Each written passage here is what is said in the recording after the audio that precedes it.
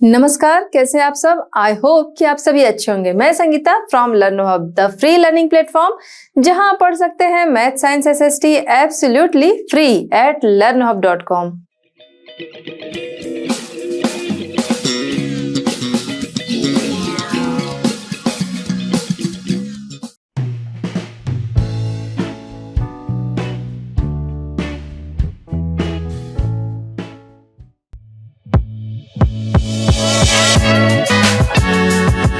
चलिए बच्चों, स्टार्ट करते हैं आज का chapter. Question number 1, how do you think stereotypes about what women can और can not do affect women's right और इक्वलिटी। क्वेश्चन क्या कह रहा है, जो एक इस टाइप का स्टीरियोटाइप है, इस तरीके का स्टीरियोटाइप कि वुमेन ये कर सकती हैं, ये नहीं कर सकती हैं, तो इस तरीके का जो स्टीरियोटाइप है वो वुमेन की इक्वलिटी टू राइट को किस तरह अफेक्ट करता है। देखिए, हमारी जो सोसाइटी है, मेन वुमेन दोनों बराबर कहे जाते हैं, लेकिन कई जगह ऐसा होता है कि कहा जाता है बट उसे माना नहीं जाता, क्योंकि एक पुराना स्टीरियोटाइप बना है कि बहुत सी ऐसी चीजें हैं जिसे कि सिर्फ मेल कर सकते हैं।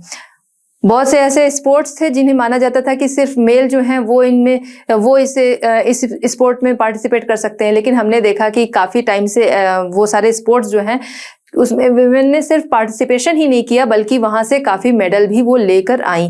क्यों? क्योंकि जो स्टीरियोटाइप बन रखा था उसे उन्होंने तोड़ा। तो अगर वो उसे ना तोड़ती तो उस राइट से, यानी कि जो इक्वलिटी टू राइट है, या फिर कह सकते हैं जो अगर उस स्टीरियोटाइप को उन्होंने ना तोड़ा होता तो पता भी नहीं चलता कि विमेन इस गेम को खेल सकती हैं, इस स्पोर्ट्स को वो खेल सकती हैं।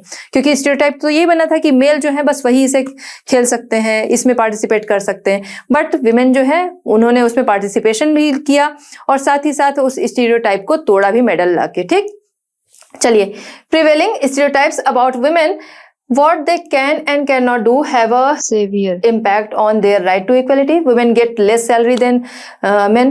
कई जगह ऐसा होता है कि women को सैलरी जो है वो मेन से कम दी जाती है। सेम काम आप देखेंगे, जो जैसे लेबर्स जो काम कर रहे होते हैं, तो सेम काम मेन और वुमेन दोनों कर रहे होते हैं, बट वुमेन को वहां पर सैलरी कम दी जाती है। या खेतों में काम है, काम दोनों सेम कर रहे होंगे, बट वुमेन को वहां पर सैलरी जो है वो कम दी जाती है।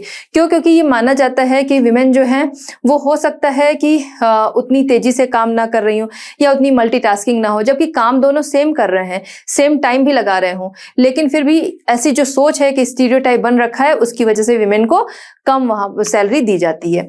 There education is interrupted. तो जो स्टीरियोटाइप बन रखा है उसी वजह से उनकी एजुकेशन भी इंटरप्ट होती है। कैसे इंटरप्ट होती है उनकी एजुकेशन? कि कई बार ऐसा होता है कि मान लीजिए फाइनेंशियल क्राइसिस है, तो मान लिया जाता है कि बेटा जो है उसको पढ़ा दो, क्योंकि पैसे की कमी है, तो बेटे को पढ़ा देते हैं, बेटी को नहीं पढ़ाते हैं।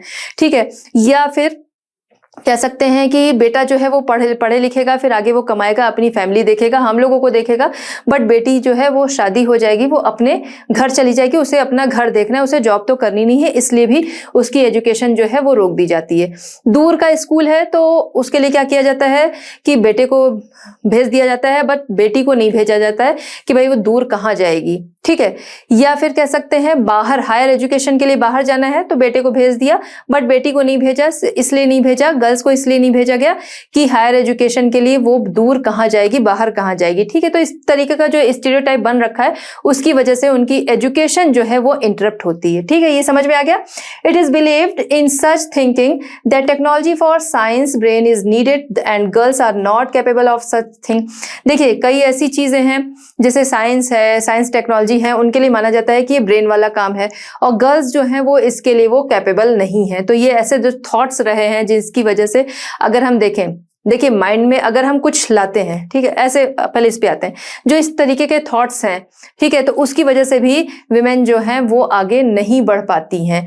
कि उनके लिए एक कह सकते हैं कि एक एरिया चुन के रखा जाता है कि जब वो पढ़ लिख जाएंगी तो आगे वो इसी एरिया में वो जॉब कर सकती हैं, उनके लिए यही है। जबकि है तो सब चीज सभी के लिए, लेकिन एक स्टीरियोटाइप बन रखा है। तो जैसे विमेन है वो टीचर ही बनेगी, वो नर्स ही बनेगी, साइंटिस्ट है, ये टेक्नोलॉजीज वाले वैसे काम है, तो उसमें माना जाता है, इंजीनियर है तो उसमें माना जाता है कि विमेन जो है वो नहीं जा सकती। पहले ऐसी सोच थी, आज के टाइम में काफी चेंज हो गई है, लेकिन अभी भी देखें तो कुछ लोगों की कंजर्वेटिव सोच जो है वो अभी भी ऐसा ही कहती है। ठीक है, तो इस तरह भी उनपे अफेक्ट पड़ता है इन चीजों का, इस स्टीरियोटाइप का, उनकी एजुकेशन में, उनकी जॉब में, उनके करियर में, हर जगह। जैसे मान लीजिए मैंने बोला इंजीनियर, ठीक है, इंजीनियर नाम आते ही क्या आता है कि एक मेल पिक्चर हमारे माइंड में आता है, ठीक है। फिर मान लीजिए हमने बोला कि साइंटिस्ट बोला, साइंटिस्ट में भी एक मेल पिक्चर माइंड में आता है। टीचर फीमेल, ठीक है। मैंने बोला डॉक्टर, डॉक्टर में दोनों आते हैं लेकिन फिर भी वहां भी मेल जो है वो। नर्स, नर्स में हमारी आंखों के आगे डायरेक्ट क्या आता है या फिर हमारे अंदर जो इमेज बनती है वो किसकी बनती है, फीमेल की बनती है।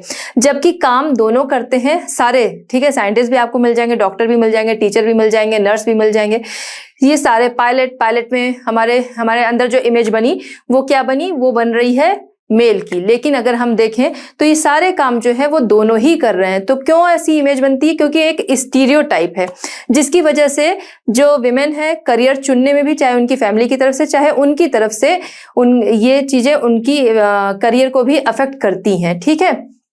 आज के टाइम में चीजें काफी चेंज हो गई।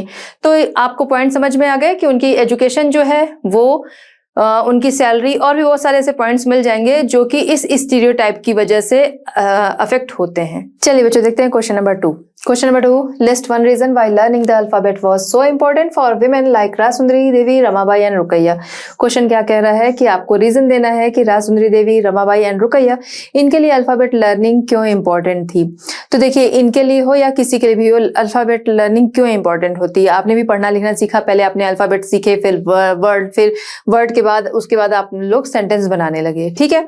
तो इसीलिए इनके लिए भी जरूरी था, तो इसलिए इन्होंने अल्फाबेट लर्निंग जो थी वो की। इसीलिए इनके लिए इंपॉर्टेंट था कि पहले ये अल्फाबेट सीखती फिर आगे और चीजें करती। और इसी वजह से इस तरह से इन्होंने अल्फाबेट जो थे वो सीखे, फिर वर्ड, फिर सेंटेंसेस, जिसकी वजह से बहुत सारी बुक्स ये पढ़ने भी लगे और आगे इन्होंने लिखा भी। राजसुंदरी देवी, ठीक है, राजसुंदरी देवी जो कि अपनी शादी के काफी टाइम के बाद अपने घर वालों से छिप छिप कर पढ़ती थी और इसके बाद इन्होंने अपनी ऑटोबायोग्राफी बंगला में आमार जीवन जो थी वो लिखी थी, जो कि अगर हम लोग देखें तो इंडियन विमेन में फर्स्ट बायोग्राफी थी, ठीक है। इंडियन विमेन के द्वारा लिखी गई फर्स्ट बायोग्राफी थी आमार जीवन, जो कि राजसुंदरी देवी के द्वारा लिखी गई थी, ठीक है। तो अब आपको समझ में आ गया अल्फाबेट लर्निंग इनके लिए क्यों जरूरी थी, क्योंकि इन्हें पढ़ना लिखना सीखना था, जिसके लिए अल्फाबेट लर्निंग जो थी, क्योंकि बेसिक से स्टार्ट करते हैं, है ना, एकदम नीचे से स्टार्ट करते हैं फिर ऊपर की तरफ जाते हैं। तो बेसिक क्या था, अल्फाबेट लर्निंग थी, जिसकी वजह से इन्होंने अल्फाबेट लर्निंग जो थी वो इनके लिए इंपॉर्टेंट थी सीखनी।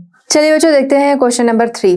Question number 3, poor girls drop out of school because they are not interested in getting an education. Reread the last paragraph on page 62 and explain why this statement is not true. Question क्या कह रहा है कि poor girls जो कि अपनी पढ़ाई को बीच में छोड़ देती हैं क्योंकि एजुकेशन में उनका इंटरेस्ट नहीं होता है। आपको दोबारा से लास्ट पैराग्राफ जो कि पेज नंबर 62 पे है उसे पढ़ना है और उसके अकॉर्डिंग बताना है कि ये जो स्टेटमेंट है जिसकी अभी बात हुई वो सही क्यों नहीं है, ठीक है। वो स्टेटमेंट सही क्यों नहीं है कि गर्ल्स जो है अपनी पढ़ाई छोड़ देती हैं क्योंकि उनका पढ़ाई में इंटरेस्ट नहीं होता है, ठीक। स्टेटमेंट क्यों नहीं सही है, चलिए समझते हैं।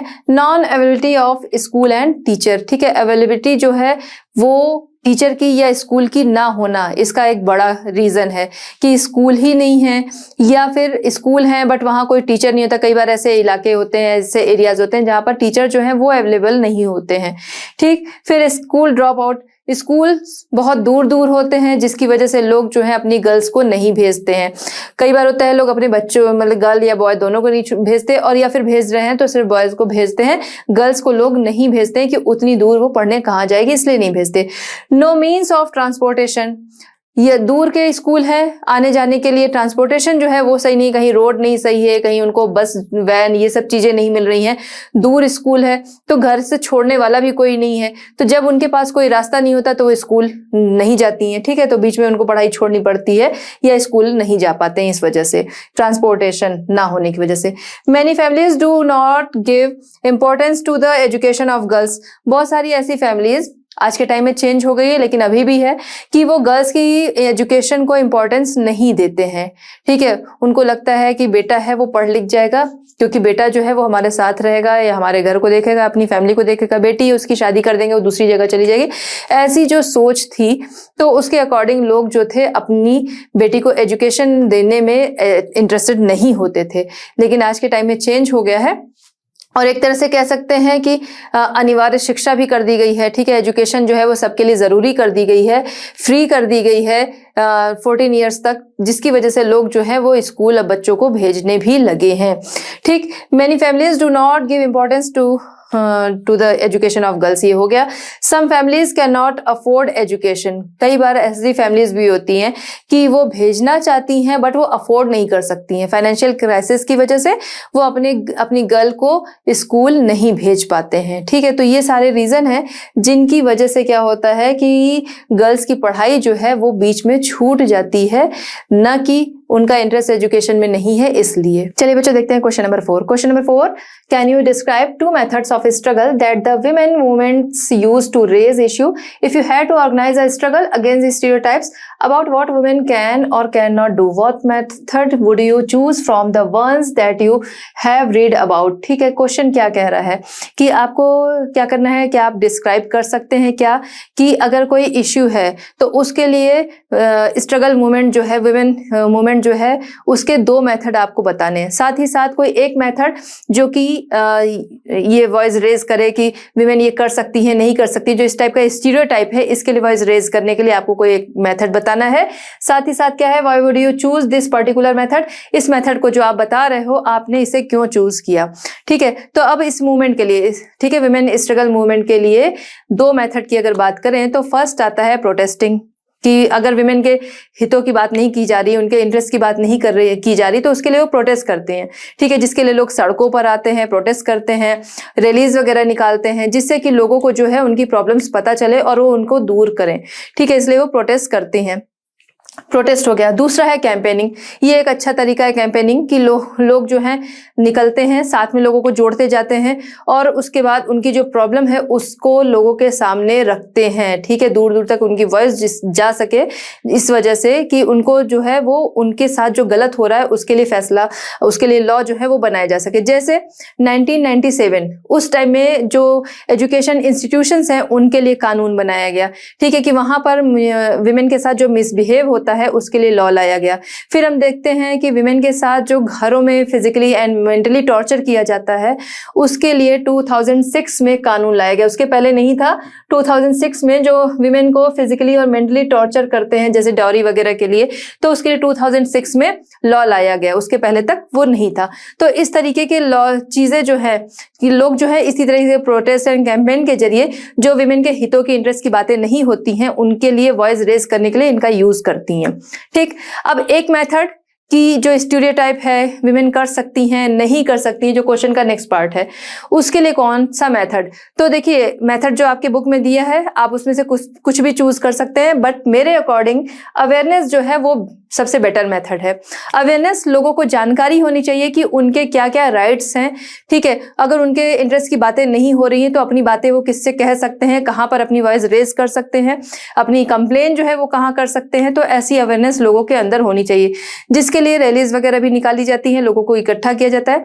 आपने देखा होगा नुक्कड़ नाटक, जो स्ट्रीट ड्रामा वगैरह होते हैं, वो पोस्टर वगैरह लेके लोग एक दूसरे को जागरूक करते हैं कि लोगों के अंदर अवेयरनेस आए।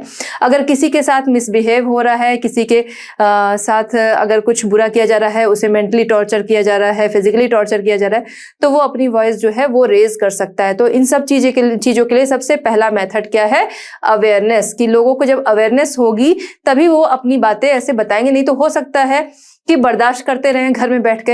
हो सकता है एक ही घर में 2 लोगों के साथ हो रहा है, एक के साथ पहले से हो रहा है, तो जो दूसरा पर्सन है वो या दूसरी विमेन जो है वो ऐसा देखे कि इस तरीके से इसके साथ हो रहा है तो शायद ऐसा होता ही है, तो वो उसको, उस टॉर्चर को वो बर्दाश्त करे। लेकिन नहीं, जब अगर उसके अंदर अवेयरनेस रहेगी तो उसके अगेंस्ट वो वॉइस रेज कर सकती है।